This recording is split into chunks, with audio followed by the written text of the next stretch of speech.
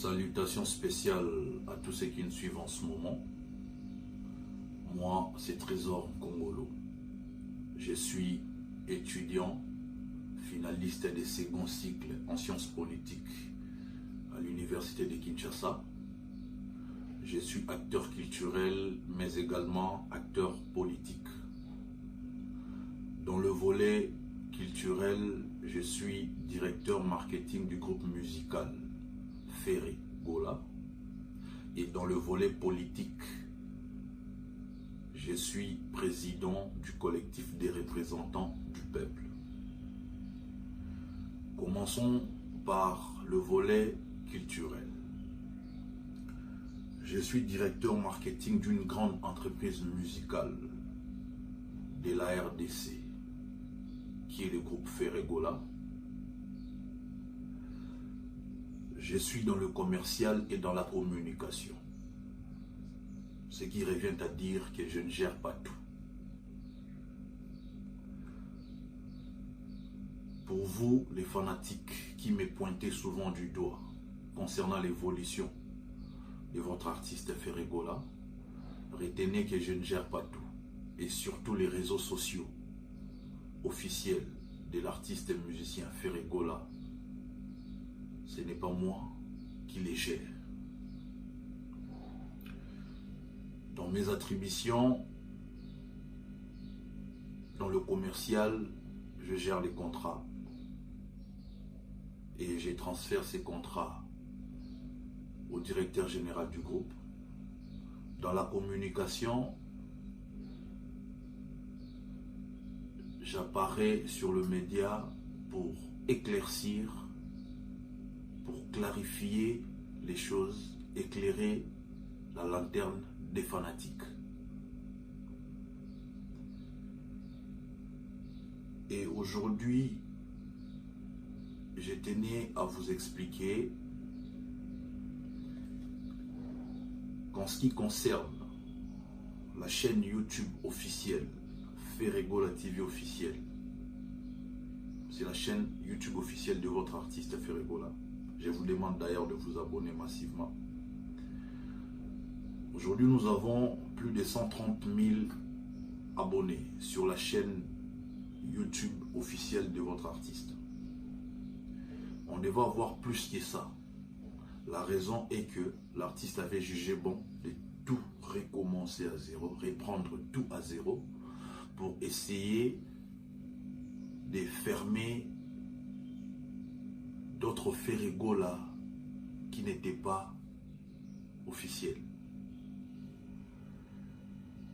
Cela a été fait pour la chaîne YouTube officielle et également pour la page Facebook officielle, ainsi que le compte Instagram officiel de votre artiste.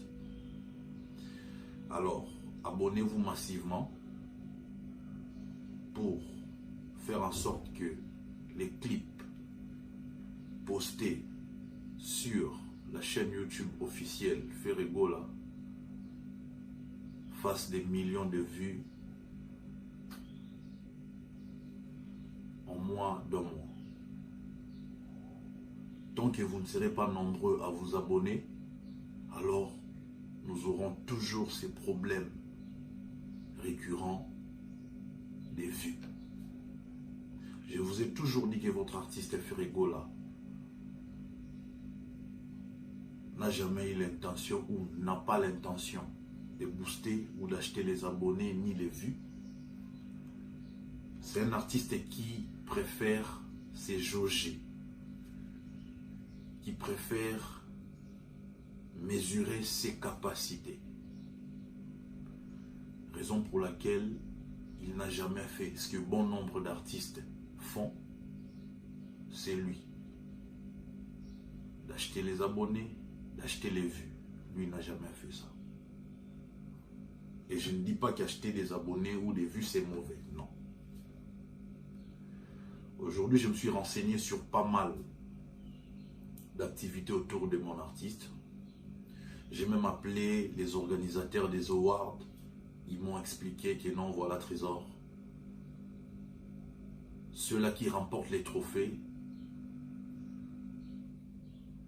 font un max de vues sur YouTube et cela nous influence même les votes. Raison pour laquelle j'interpelle tous les fanatiques de l'artiste et musicien Ferregola. Ça ne sert à rien de vous en prendre aux membres du bureau administratif de l'artiste. Prenez-vous en charge. Prenez-vous en charge. C'est très important ce message. Abonnez-vous massivement sur la chaîne YouTube officielle de votre artiste, Ferregola TV officiel. Aimez massivement la page Facebook officielle de l'artiste et musicien Ferregola, Ferregola Les Padres.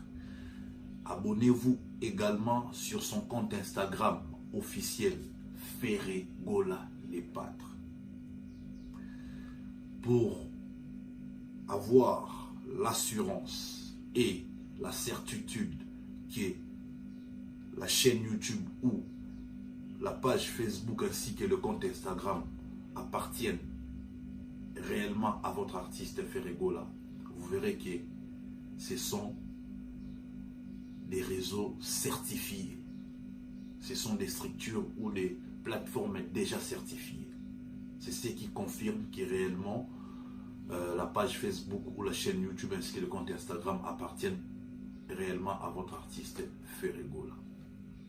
Ça ne sert à rien de vous en prendre à Trésor Congolo. Trésor Congolo ne peut pas se multiplier en millions d'abonnés pour faire des millions de vues. Non, c'est votre responsabilité, vous les fans. Veuillez vous abonner.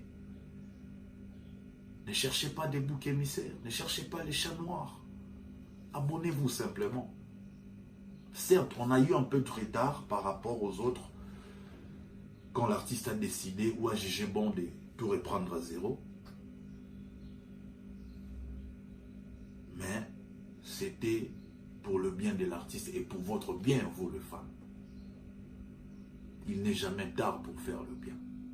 Abonnez-vous massivement. C'est très important, ce message. J'espère que vous avez compris. Je résume ce que je dis, ce que je venais de dire tout à l'heure. Je ne gère pas tout. Et surtout, je ne gère pas les réseaux sociaux de votre artiste Ferregola.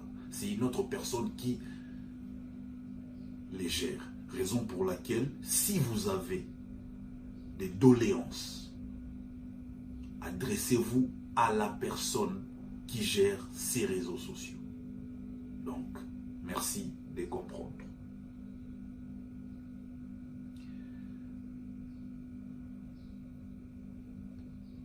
Parlons maintenant du volet politique. Je sais que certains diront non, voilà, la politique n'est pas compatible avec la musique. Libre arbitre, libre à vous. Vous avez votre opinion, je vous les concède. Mais j'étudie la politique à l'université de Kinshasa. Et si vous ne vous occupez pas de la politique s'occupera de vous d'une manière ou d'une autre. Raison pour laquelle aujourd'hui, nos artistes et musiciens souffrent énormément. Parce que ils ont fait semblant de ne pas jeter un œil sur le problème politique du pays. Et voilà où nous en sommes aujourd'hui. Il n'y a pas de concert à l'espace Schengen. Concernant le fameux problème du concert du 28 février, je tenais également à m'exprimer en tant qu'un homme libre. Vous savez, ce que font nos amis combattants, personnellement, je ne les encourage pas. J'encourage leur combat, mais leur mode de fonctionnement laisse un tout petit peu à désirer. C'est-à-dire, le monde est régi par le fondement de la liberté.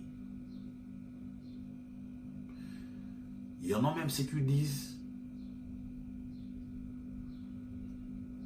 la liberté de l'autre commence là où la mienne s'arrête. Interdire les concerts en Europe, c'est priver les gens de leur liberté. L'artiste et le musicien est libre de faire son travail. Tout comme ceux-là qui viendront pour assister au concert sont libres également de faire ce qu'ils veulent. Ce n'est pas donné à un groupe d'individus de priver un autre groupe de leur liberté, non. Non, ce n'est pas normal. La liberté, c'est un droit. La liberté, c'est un droit. Comment un groupe d'individus peut se réveiller un bon matin et dire non, voilà, il n'y aura plus de concerts? Ce n'est pas normal. Ce n'est pas normal. Si j'étais artiste et musicien, je ferais ces concerts.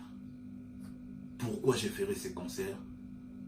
Suivant le principe de la liberté. Je suis libre. Je suis libre. Et je ne pense pas qu'il y aura un groupe d'individus qui peuvent me contraindre de faire autre chose que ce que moi j'aime faire. Prenons l'exemple de mon aîné Bokéchou. Je préfère parler na lingala pour Atomoko Tasko Mamborotonga. Mamborotonga, eza biso na biso alingite ba étranger bayoka. Kulutu nanga Bokéchou. Supposons que yo ba pekisi yo okende musala kayu na yo esala ke mama na biso na bana balia bakende classe batanga ofuta ndaku ofuta EDF et consort. Soki ba pekisi yo kende musala na yo te, réaction na yo Bokéchou ekozala nini? Je pense au Olingo c'est défendre. Mais eza eloko artiste et musicien bazo sala, eza eloko artiste et musicien wana azo sala, azo défendre musala na ye. Nzamba tinde na mokili azala artiste et musicien, alie saka mwasi na ye bana na ye na musala wana. Oyo yo Bokéchou ozo boya. Pourquoi yo Bokéchou sa musala na yo, mozo pekisa baninga musuba sa musala na bango. Ya on a lobby, to kende na ba détail vraiment te. Tosuka mingi na principe ya liberté. Donc ça dit Bokéchou olingi okende Belgique, babi yo ki Belgique te, pour se rekomi Belgique ba robeto par exemple. Ou soit tozala na Belgique olingo kende France na Paris, babi soki Bokéchou komi na Paris ba robeta yo. Est-ce que Bokéchou ozala na selmo ya revivre les sous? Aujourd'hui le problème lié à l'est du Congo. Frère Bokéchou et bandi na époque ya président Félix Antoine Tshisekedi Tshilombo te, et bandi pe na époque ya Joseph Kabila te, et bandi na époque ya Mzee Laurent Désiré Kabila. Les lobbies sociaux doivent subir car ba conséquences. Et puis, il y a un moment où il y a la retourner. Et puis, problème, il y a Est. Il y a ici, ba mindele ba bien voté, ba bien beau. Et ça problème tellement complexe que bino kaka ba combattant tende pour gérer yango. Et là on peut comprendre te. So qui tokto zonga na ba année passée, kulutu waya Bokéchou. Bobeta ba politicien, bobeta ba musicien, bobeta presque ba te belé. Mais si les lots ba connaît ko violer kana est guerre et pardon, ba groupes armés wana ba connaît ko semer trouble, terrorisme makasi na est. Pourquoi alors ils ont changé? Pourquoi ils ont changé?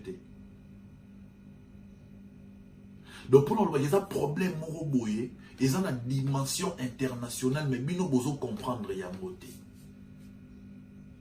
Car à bateau, il y a un bon empêcher un concert, bon ça la marche, ce qui président Yekuna, bon film, car à bateau, il y a un bino, et ça peut car à bamora rende mutu, bazo nyoko la bande kona biso na est. Tout tika ba aventure, tout réfléchir, bande konanga. Ba arme oyo e boma bande kona biso na est et uta wapi. Congolais ça sala munduki, tout africain sala munduki. Nespe utara na mikili ya poto. Boba arme wana e se retrouver na est ndengeni.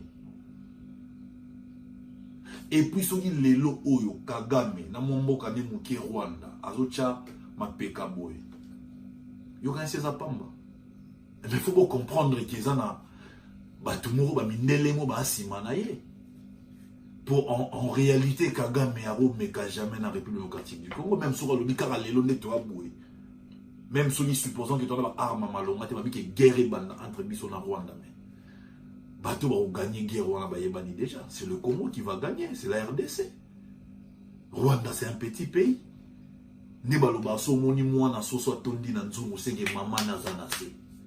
Alors, ce dossier est tellement complexe, c'est trop. C'est compliqué. Pourquoi vous en prendre à des artistes et musiciens? Les pauvres, Balukaka vina bango. Balukaka vina bango. Artistes et musiciens, à cause de jamais position. Parce que musique n'est pas en opposition, balingango, n'a pas en pouvoir, pe balingango. Il y a un moment d'artistes et musiciens, balingami, gozala à politique. Ce que l'on reproché, artistes et musiciens, balokangami, sous la magambezo, les cana est. Prenons le cas de mon artiste Ferregola. Et ça y est, est pour nous conscientiser, pour sensibiliser l'autorité. Artistes et musiciens au besoin de baza même pas dans monopole de décision. Même ceux qui ont dénoncé. Ça change quoi? Nous avons tous suivi mon petit frère Inos Bina, RFI. Je pense France 24 si je me trompe. Alors, clairement, que le problème, il y a Est, comme Sony, et ça, la sous-propriété. Pour te lobé, par là, il voulait dire quoi? Les musiciens, lobé là, il y a dénoncer ça, mais il n'y a pas de changement. Il y a moins interpellé sur l'autorité qu'à un moment donné, comme ça, là, Sony. Peut-être vous comprenez le langage, petit frère Nabiso la bienté. Il a voulu simplement dire que, lobé, il y a trop, mais ça, de l'autre côté. Et c'est ce que les gens ne comprennent pas. Et ça, dossier, moi, ils ont néné. Que ceux qui les l'ont zamba lobe qui tana bokondi na ya na se abimisa mutakala ya dossier na mobimba oka mwati so ndo tanga ba président ya ba mboka o bovanda kuna na poto oka mwati so ndo tanga ba ministre ya ba mboka na bovanda na poto oka mwati so ndo tanga ba généraux ya ba mboka na bovanda na poto ki baza na kati ya dossier wana baza lié na kati parce que ngana yo bien ngana bino e bola nanga to yebi bien na est wana ba richesse ni neza kuna. Alors, Barouk aux richesses boété au vu et au su de tout le monde. Il faut pas créer moins désordre. Rando entre Balendo Sogina Banani, Rando rancune entre peuple et Oyo, on a peuple et Oyo. Mais pourtant, et par la population, on a population, pourtant, baza peuple et Boka Moko. Bayego, bimisa dossier, Banyamulenge, comme si un mot grave, mais Banyamulenge et Zabatu Oyo, Bakimi. Liwa to pasi na mboka na bango bayaki ko se réfugier na mboka na biso lokola ba umeli ba boti ba nini c'est pas un problème et ça la marabongo partout ba komi ba congolais ndenge moko pesa na congolais moko bo akoma lelo français et ça bon et un problème ce n'est pas la fin du monde et ça catastrophe té. Mais il y a ma bende qui est na mboka na biso, ba s'accaparer na mboka et comme ma bende na bango awana on dit non, non et non. Il y a pour nous conclure le dossier, il y a ba concert na poto pardon, d'événements zonga, na osenga na ba combattant, bo revoir un peu combat na bino. Bo longo la cible na bino liboso ezala ba musicien. Parce que les musiciens ont le pouvoir de changer ma camboute na Congo. Ceux qui sont musiciens sont capables de changer ma camboute. Na bamboka mususu, mais boye ba ke na Congo est impossible. Pourquoi on a le babongo? Les mêmes musiciens Oh, bah, il y a pouvoir, il y a régime passé. Aujourd'hui, bah, souffrir, bah, un problème, il y a un concert na poto. Mais bah, on moté. Pourquoi pouvoir, ton régime est côté libre moté? C'est-à-dire, bah, gouvernement congolais, bien gouvernement français. Faites tout pour sécuriser, par exemple, bah, na biso bandoyor, ça va concert na bango kuna. Bah, qui peut négocier pour bah, défendre l'intérêt. Il y a des artistes et musiciens congolais. Mais bah, beti, makambango kara. Bah, obligé, bah, mo ba yemba. Bon, obligé par la force vraiment, te mena ndenge ya mbongo. Bah, obligé, bah, mo ba yemba. Mais, na souka, bah, côté liba modé. Et puis, et là, ça n'a pas si, pour nos combattants, na ligne na yeba. Comment beaucoup qui réserver même sanction pour na bateau ba yembaki, na bateau ba yembaki te. Place go hermo pe na comprendre te. On a bandeko bo aider biso, bandeko combattant ou bota la image au bocha ba commentaire bo aider biso. Pourquoi vous punir tous les artistes et musiciens? Donc pour na bino, innocence et la raté na vie. Bah innocent ba la raté. Tout le monde est coupable alors. Tout le monde est coupable.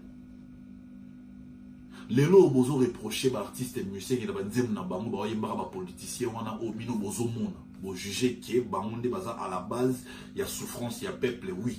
Vous avez raison. Baza à la base il y a maramboye les canabènes. Vous avez raison. Mais ba musiciens sont les lots baza réduit na niveau ya matolo ou mabanga. C'est simplement parce que ba droit na bango bazwa kangote. Bazwa kangote. Tala sokoda structure basali na Congo awa pour na ba artiste nyonso bien sûr, mais tala ko benda na ezane bandaki na kulutu Blaise Bula lelo to komi na kulutu nyoka longo à la tête, mais kimi ezaka kate ko benda na lelo ko benda lobi ko benda ce qui ezala ki ata ba structure le ba sokoda zo sala réellement musala nango qui artiste et musicien to yebi biso na ce qui na minute yo. Parmi les stars au bana succès, Ferrego la fait partie. Qui Ferrego là on mbongo na niveau na ya star na niveau ba œuvre na ende beta. Pareil pour JB Piana ou Erason, Kofi Olomide. Pareil pour tous ces artistes. Ceux qui baza vraiment qu'on s'est retrouvés. Au cas si on en a besoin, bakoumi ça va politicien na banzem na bango. C'est parce que bambongo oyo peut-être à cause pas politicien wana. Et vous compenser droit naïe ou azorate na musala naïe ou aza censé kobike la collier là. Comprenez, comprenez mes frères. Vous ne pouvez pas rester là condamner des artistes et musiciens tout le jour. C'est pas normal. À un moment donné, photo, c'est ressaisir tout notre qui est appelé un simple concert et vous trouvez ça normal? Et vous trouvez ça normal? De quel droit vous vous permettez pour empêcher Batoubaza libre? Vous privé Batou liberté dans Bango. Donc ça dit Mouta Somi Bilamba na Yasika. A Soukoli a Ekwa Kota concert le 28. Bino Boya Kota. Mais vous privé liberté na ye. De quel droit Bino liberté dans nos Tika Yango? Mais Bino liberté à Baninga Mzoussou Bozo coincé Yango Bokanga Yango. Ça n'a aucun sens. À un moment donné, de réfléchir. Ne serait-ce que pour un principe, il y a liberté pour nga botika concert et bêta. Bon, on a monopole, il y a liberté. Liberté, ça pour nous tous, nous sommes batina na mokili. Azala libre, mes frères, mes sœurs. Tout se comprendre sur ce point. Et ceux qui même tozongi, artistes au beau ça va bêta ba concert. Notamment ba Ferrego là, bandeko naye, héritier et consorts. Bango ba matin. Pourquoi ta bango borotika bango ba bêta te? Place non mona eza mo normal te ya voilà. Pourquoi ta bango borotika bango ba bêta te?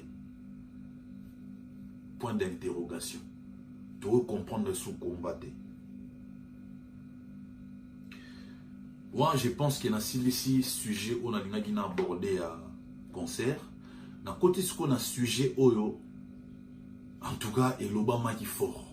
Mikolele qui tant au président Félix Azala qui na Londres, tant l'Oba qui au conditionnel s'il vous plaît, qui est ce qui va makambo ils ont continué, va repousser na souka à dissoudre ensemble. Est-ce que la dissolution de l'Assemblée nationale de la RDC est-elle possible? Chef d'État qui dissoudre l'Assemblée. en tant qu'un politologue, je vous dis oui, c'est possible. Mais la constitution et lobby est précisé. Il y a ma condition où il y a laquelle dissoudre ensemble.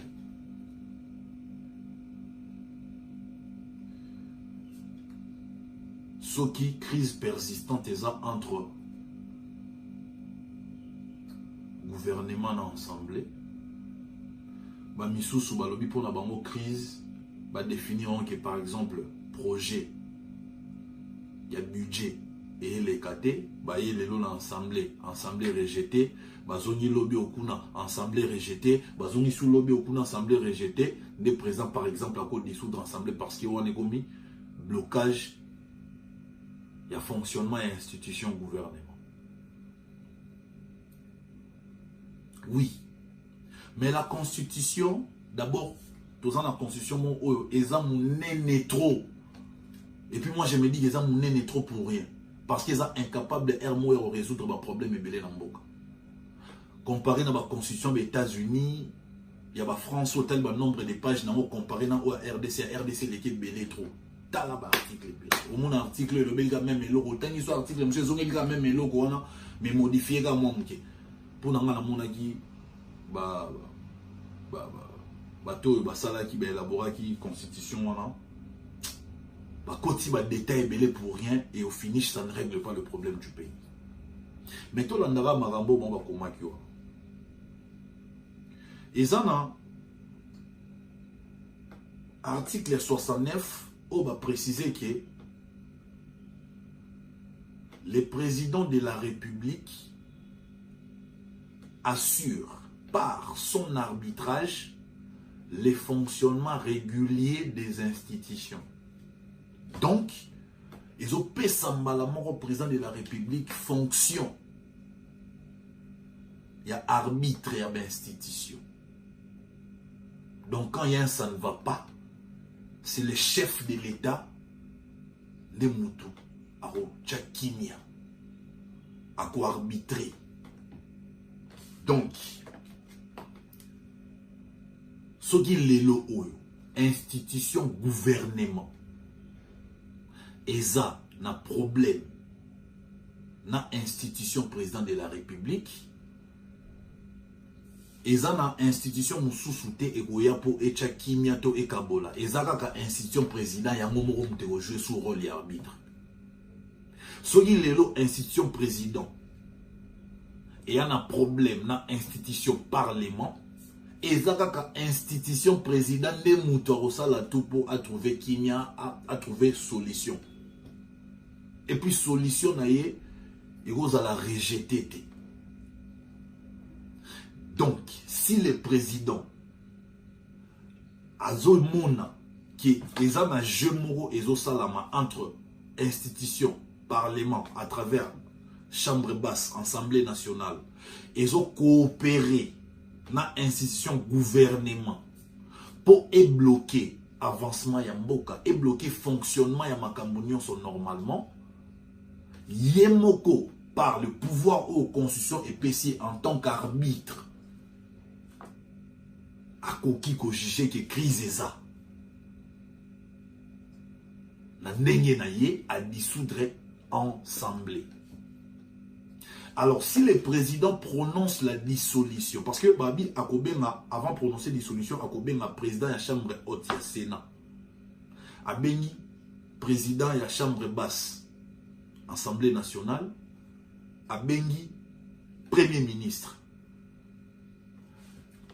A reconsulter Bango, consulter Bango, ça pour envoyer Bissa Bango, qui non, au moni ba désordre au Bossala. Par exemple, Ilonkamba, il y a un gouvernement na yo. Parce que Ilonkamba za mutu ya FCC. Donc il y a un ministre non FCC. Comme vous jouez là, vous avez un portefeuille moko oyo boyebike, ceux qui les lobo bloqué projet na programme nanga Bossala yango, et que vous avez appuyé par l'Assemblée nationale qui ne fait rien depuis qu'il va installer Bango. Notre monde place va interpeller ministre Moroté. Notre monde place va sali Moussalate. Il faut na dissoudre assemblée. Donc il a signé que le premier ministre a reboudé Janine Mabunda Roboudé, Alexis Tambomamba Roboudé naye, mais hier ce qui a l'équipe na média a prononcé dissolution. Et là qui ici que général Kassongo a vu ba policier donc a vu des éléments naye ba qui vidé ensemble. Donc ils ont dit que tant y a prononcé dissolution, ils ont battu sur que Novanda Ote Tozelana nous dissolution auto vérifier tout l'andela so que ça bien à respecter procédure sur la salle. Non. Non. Entre-temps, dissolution et assemblée, ils ont acte administratif. Donc, ils ont géré tout juto et balandelango dans le Conseil d'État. Or, Conseil d'État, ils ont juge le président de la République. Juge le président de la République, ils ont bongo cour constitutionnelle. Or, pour mettre les chefs de l'État en accusation, il faut ensembler Ezala, chambre basse Ezala. Pour pas constituer sur les 3 tiers, sur les baloba, na Bossani en fait Genève, na Bossani pour pas constituer quota OEC na po, bakende au fond de chef de l'État dans la cour constitutionnelle. Donc du moment où déjà le président prononçait dissolution, l'action assemblée les a assouté. Et l'action assemblée les a assouté. Alors, général Kassongo Zobatounaï directement à vide assemblée. Oya Koboya et comme une rébellion. S'occuper général Kassongo Boy ordre direct ya chef naïe. Et ça infraction pourquoi puisque président Nazawana kaga lelo oyo na moment oyo ndetoyo comprendre yé. On va faire comprendre que le président est l'autre côté. Or, président, en ce qui concerne l'armée, c'est lui qui est le commandant suprême des armées. Le service à renseignement et travaillera pour le chef de l'État. Donc, jamais chef d'État peut sa ordre. Non. Général Kassonga Boya. Et là, on va battre à moi. Bien que Moutoyo à Tchakiwana, c'était président Aleki Joseph Kabila, mais il travaille pour la nation, il ne travaille pas pour Kabila. Ce que les gens doivent retenir. Ce qui va prononcer dissolution, il va vider assemblée et c'est fini. Bon, assemblée à Sika Ekoya, c'est alors on est-ce que Makambo présent ça qui peut-être, il fallait qu'il y ait ça ou pas, pour le mettre peut-être en accusation. On a un problème. Mais bah oyo baza ya bajani mabunda bango tende ba remettre chef de l'État en accusation bango faut ba le mbamba d'office une fois la dissolution prononcée. Tout se comprendre sur ce point na qui nous directement pour na beaucoup dans ba détail au monde d'explication belé et comment oh faut landela est-ce que zaboué ngana ebisibno clairement qu'il a ce pouvoir là. Crise de Rosate mon père créé cette crise politique est ça compliqué et là on va comprendre on dirait que non et ça impossible non et ça impossibilité. Alors, pourquoi na lobby bongo? Bisso collectif des représentants du peuple. Tomonike, pombo ketambola malamu, solution malongue, ça faut pas dissoudre ensemble. Pourquoi tozo appuyer dissolution et ensemble? C'est simplement parce que il faut qu'on détruise une fausse majorité. J'assume mes propos quand je parle d'une fausse majorité parce que Cour constitutionnelle est démontré que la majorité européenne a bonne confiance.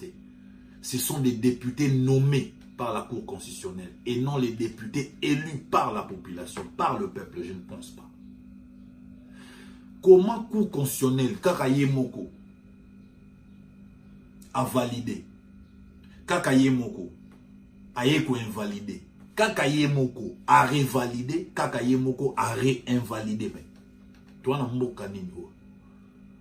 So toi na mboka mo sérieux, ba juge wana so ba ngaba déposer démission na bango. Ba binon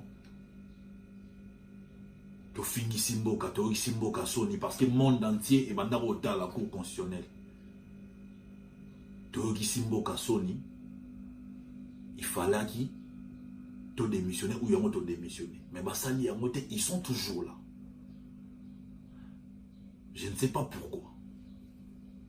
Alors, le coup là, cour constitutionnel, il y a dans la loi saumon, à l'icolo, biso photos dans la confiance dans la cour constitutionnelle, et que tu perdre confiance dans la cour constitutionnelle par rapport à théâtre et autres outils pour vivre, Nicolo Lekaki, il y a moto lobby, tu as confiance, il y a assemblée, ou en président, il faut dissoudre assemblée. Parce que tu as là avantage, il y a dissolution et assemblée. Quand le président aura à dissoudre l'assemblée, il a dit si tu veux changer, tu vas député à Sika. Député à Sika, là, na bénéficie sur conscience, il y a peuple. Vous avez bien souffrir. Ce qui les loyaux va prononcer dissolution et assemblée, vous votez sous n'importe qui. Même cour constitutionnelle, vous allez sous le sous système ESA, parce qu'aujourd'hui, l'opposant Martin Fayulu a réclamé PV. Et mon en a quitté, PV a quitté. Cette fois-ci, dans PV, il faut ça là. On content au bout devant caméra autant autant de voix. Il faut PV et ça là. C'est ni il faut atteindre tout en œuvre pour l'élection et Simba. Alors, on a maintenant bénéfice de la dissolution assemblée zanini. Acteur à Sika Bakoti. Au moins, président a autant la majorité parlementaire ou majorité présidentielle, bref, l'essentiel est dans la majorité Mouroboé pour aider à gouverner. Bien. Même ceux qui ont une majorité ou en athée, nous voulons ce qui va député au Baokota. Président, à tout le peuple, ceux qui peuple qui est un référendum, pour tous d'accord qui est un référendum, pour la révision de la Constitution. Révision de la Constitution au Bissos collectif des représentants du peuple, tous Sema et Zanini. Va revoir régime politique, va garder régime politique, tous en donc ça dit semi-parlementaire ou semi-présidentiel. Mais, ma prérogative est belée ou ma attribution est belée, va passer en Assemblée nationale, il faut récupérer. C'est-à-dire quoi? Tolingi, Assemblée nationale est sous Kakara pour contrôler action et gouvernement, entreprise publique.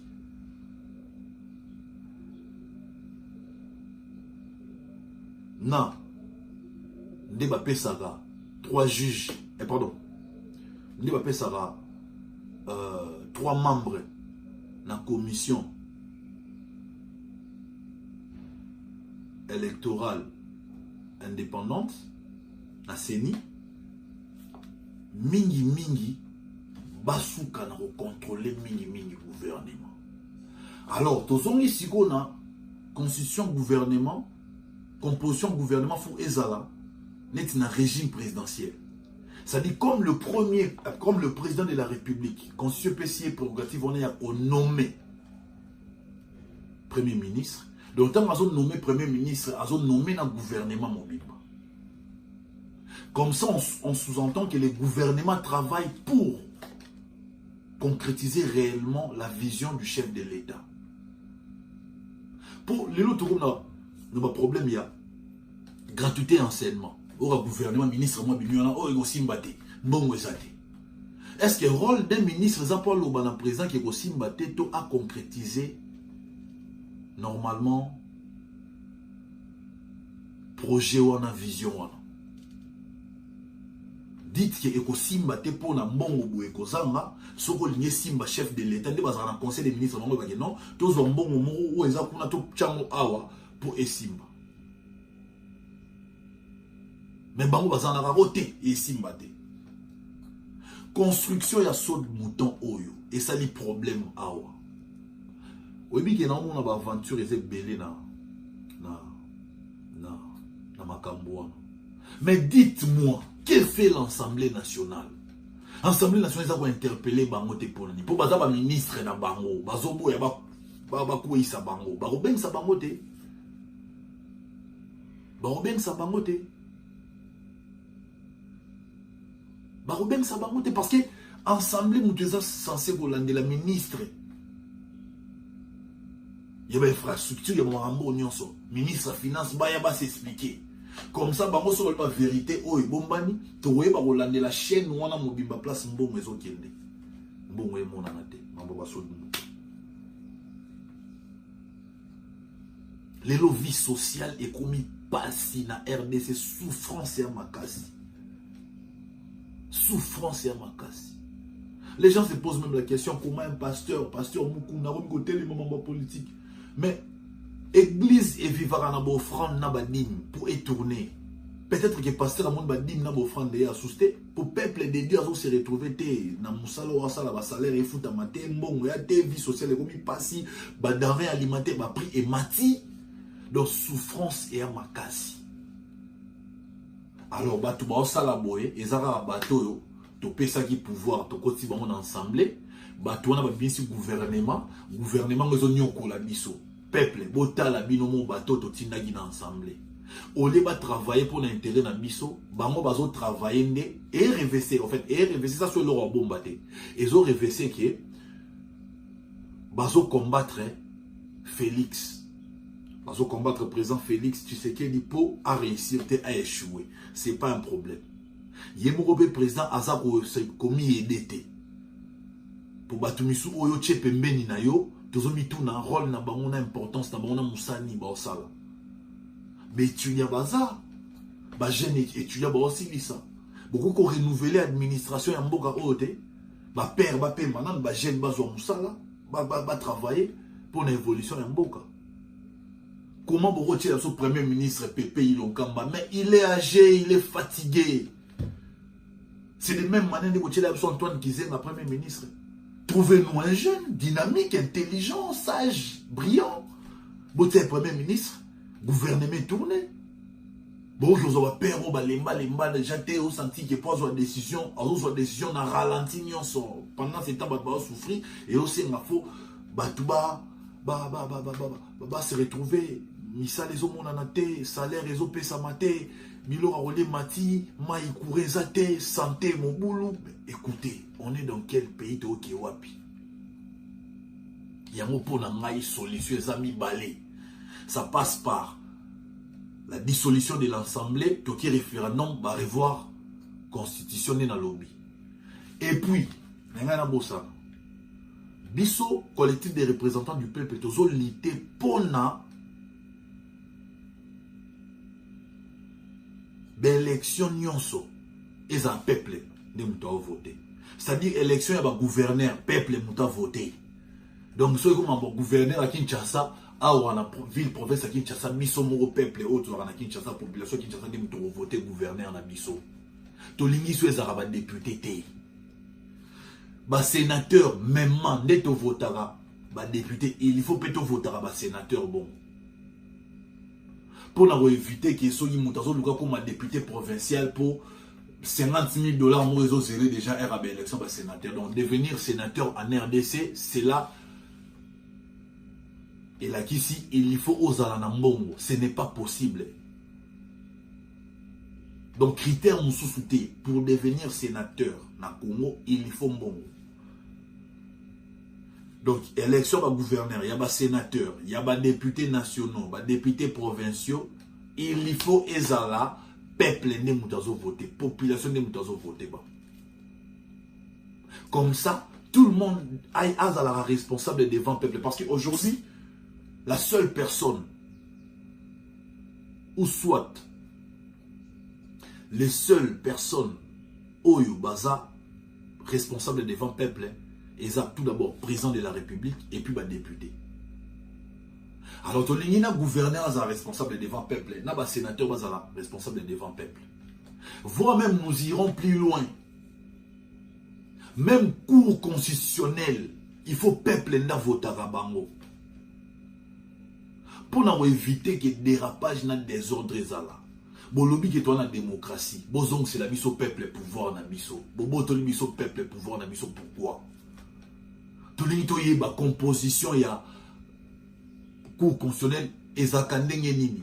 Oui certes ngana yebi po naza instruit na tangi mais peuple petit peuple oyo atangi ta oyeba ndenge nini. Ne vous pas ce pouvoir wana yemo voter à bango. Comme ça tant mutunyo so yebi ke après autant d'années na cause la responsable devant peuple mutonsa buzo baté mes frères et sœurs. Moutarolinga zala pena nanzela. Mais tant qu'il y a ébiqué, par exemple, Kabila Moutachaki Nawana, to président Félix Moutachaki Nawana, c'est qu'il est au service de Kabila ou bien de Félix. Arobanga peuple était, il y a Obanga de bateau Bachaki Wana, mais sur ébiqué peuple Moutachaki Nawana, il va tout faire pour à ce peuple Wana. Il y a mon Sengi Bino Bandekonanga, collectif des représentants du peuple et sa parti politique. Ce n'est qu'un mouvement citoyen où ils ont un intérêt à peuple. Les lots, tu as un misalate, mais tu as aussi sa classe. Misal les hommes en athée, tu as vendra na bandaku. Tu as commis réduit dans le monde de la musique, tu as commis réduit dans le bâtiment, tu as commis réduit parce que Mboka est responsable. Notre pays n'est pas un État responsable. C'est un État irresponsable. Comment se fait-il un petit pays comme le Rwanda? Les lots sont organisés. Et puis, on dirait qu'il va installer une usine de fabrication. Il y a des véhicules, des voitures. Pendant ce temps, j'ai suivi le ministre des Finances. Aïna français, Belé, le pote, Belé, expliquer, mais au fond, message là, nul. Rien. On prend président de l'Assemblée nationale. Olé Assa Moussala Naye.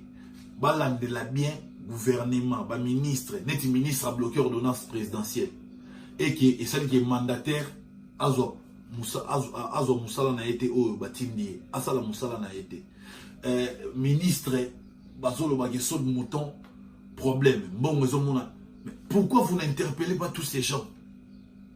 Tous en Assemblée nationale où un député s'est permis d'insulter les chefs d'un État comme la RDC devant la présidente et l'Assemblée, Janine Mabounda Vandiwana. Ces députés traitent les chefs de l'État d'un inconscient. Ils insultent. Pourquoi pour nous juger mes insultes? Mes frères et sœurs, nous avons dit dans volant. Nanzela 24 novembre. Et l'autre chose étonnante, dans moni Moutouya Liboma, Azolinga traversé, Nzela. Nga na telemi, mais na telema qui était kaka pour na tike pena akatisa. Faut dire la vérité. Nga na telemi pour na la réaction à Moutouya Liboma ezanim. Na telemi.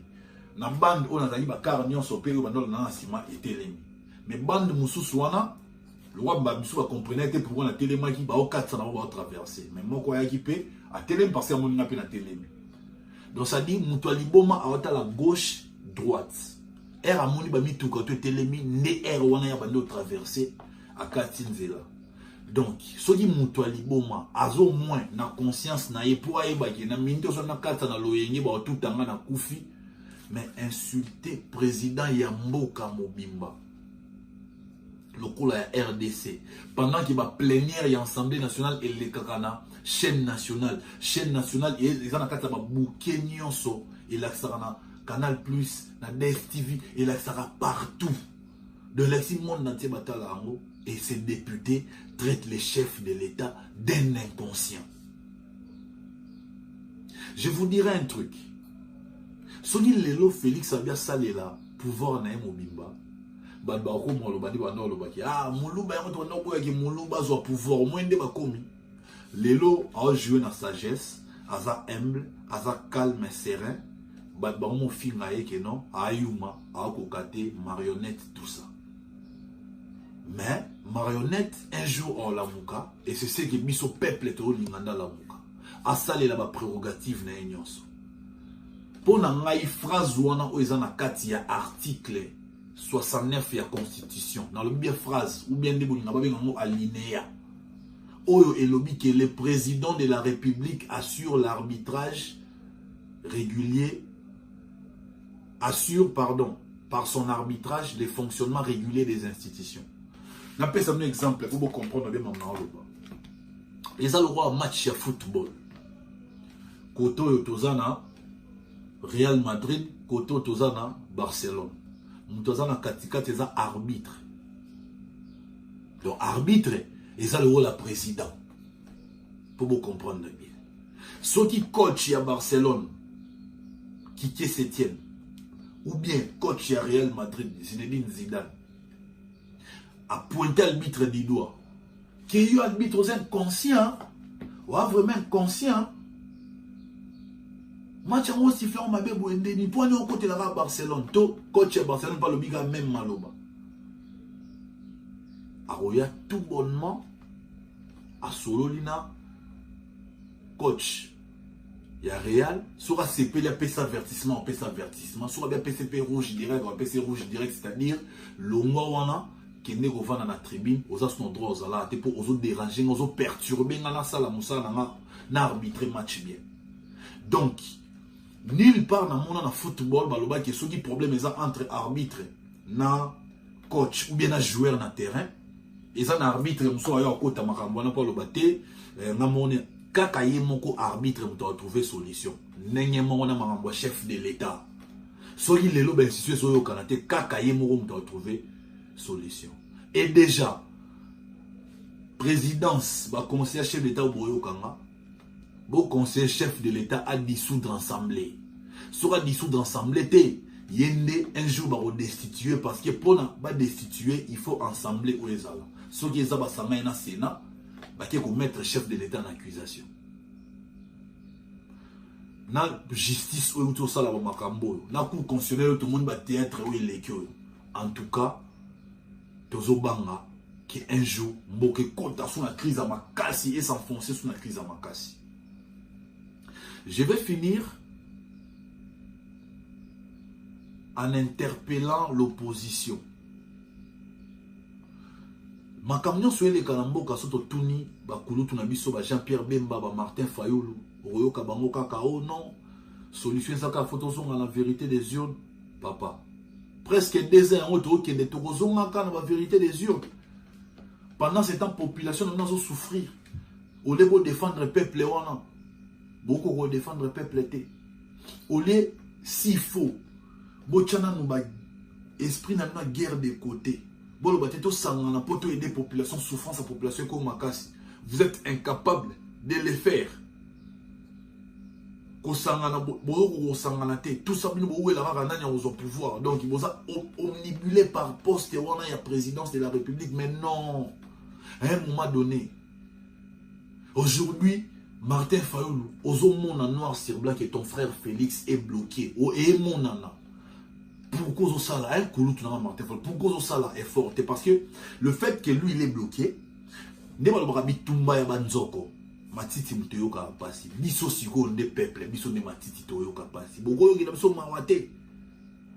Parce que biso peuple toza le rôle la basi. Bino wa politicien koza le roi mibali bo draguer biso. Votez nga, chéri linganga, votez nga, so na komiona dans sa nyonso lingo ba no le 10 fois par jour dans son belema pang dans sa la boue. To pesi bino voix. Tant to voter bino, beaucoup mis place wana et que peut-être au sala bien té, oh ba voter qui était à biomoni. Il fallait voter na bino nga. Bon moins de faire souffrir bino. Jour yé peut rocher wana. Azana ba makambo a kokokate mususu pa roya bon moni fallait voter non ba voter qui est et ainsi de suite. Quand est-ce que changement réellement gozala? Bon prouver biso que boza ba grand homme. Vous avez grands hommes politiques dans Mboka Oyo, vous trouvez solution. Car on est aux abonnés na quinquennat Oyo nan ya Félix Oyo 5 ans na Oyo, vous trouvez non solution. Vous vendez autour d'une table, vous trouvez solution. Ngai na sengi biso CRP, collectif des représentants du peuple, solution ça d'abord qu'on dissoudre assemblée, qu'on revoir constitution, na Babylone na précisa qui wana. Alors, pour nous dissoudre l'Assemblée, on est tellement chef de l'État, réviseur constitutionnel, peuple, chef de l'État, a signé référendum, peuple qui est un référendum, et bien, tu revoir la Constitution. Constitution, tu revoir Théo, mandat à président, Théo, Zakunate, Bisou, Tozola, la rara, la pouvoir ou Assemblée nationale, et l'équipe mounene trop, voire même les autres, l'Assemblée, l'Assemblée, Basou, Moussala, Rosalade. Au moins, supposons que le président Yemoro m'a nommé premier ministre dans le gouvernement. Yemoro a été gouvernement dans le et au faciliter l'Assemblée nationale et contrôler le gouvernement. Au moins, c'est un avantage à moi. Pour toi, banité, toi, camarade, tu famille politique, mon côté, tout ça, bino bossa la pour nabiso. Et puis, j'aurais bien voulu, il ne faut pas que ministre ou député, non. Il faut un critère où tout le monde peut postuler comme un ministre. Par rapport à critères, ça bien sûr. Que tout le monde a un parti politique, mais attends, normalement, un spécialiste en matière, et il y a ça, il va preuve netto, à ça, la preuve, abimi ministre. Que ce soit vraiment un concours. Et ça l'a été parce que j'appartiens à une famille politique d'office, n'a pas mis ministre. Et là, on se retrouve avec les mêmes têtes. Depuis Mboka Banda, c'est toujours les mêmes têtes. Non, non, comme moi. Papa Kengo Adonda Salana Mobutu, Sana Mobutu, Tikota Suka. Assis ici en tant que président Sénat. Mais c'est que Mboka Oyo change mes attes. Nous avons le papa Alexis Tambwe Mamba. C'est monsieur Assali trop. Alors, le papa qui est dans la salle, mais il continue toujours à travailler. Quand est-ce que tu reçois 20 Yassika, mon pépé Yassika? Makila ya ba jeune, ekota na makambo mo pomboke ke liboso. Aujourd'hui, secret à Rwanda eza jeunesse. Deuxième secret à Rwanda pour la réussite na bango eza basi. Sur otali basi baza ebele baza représenté fort. Mais les lobiso, kaka ba père wana. Et puis sur les abats, c'est toujours les mêmes, c'est toujours les mêmes. Non, il faut quand même changer. Bon, ben, il y a un INIKIN, ISC, UPC, IFASIC, INA, ISTA, IBTP, INILU, INIKIS, Universal, il y a Congo central. Ce qu'on il y a un rôle, nini réellement. Les Arabes, ceux qui sont silicium, classe, Nekoma, Orama, Samoa Benga, ah, Congolo, tu viens de finir. Félicitations. Bienvenue au club des chômeurs. Donc c'est ça. Donc bienvenue au club des chômeurs. Je pense que j'ai presque tout dit. Nzamba Sunga, ou à comprendre le message à comprendre, ou pas à comprendre. En tout cas, Nzamba Sunga a fini par comprendre. C'était Trésor Congolo, président du collectif des représentants du peuple, votre serviteur, votre humble serviteur. Prenez soin de vous car chaque jour est une vie. Que Dieu bénisse la RDC. Merci.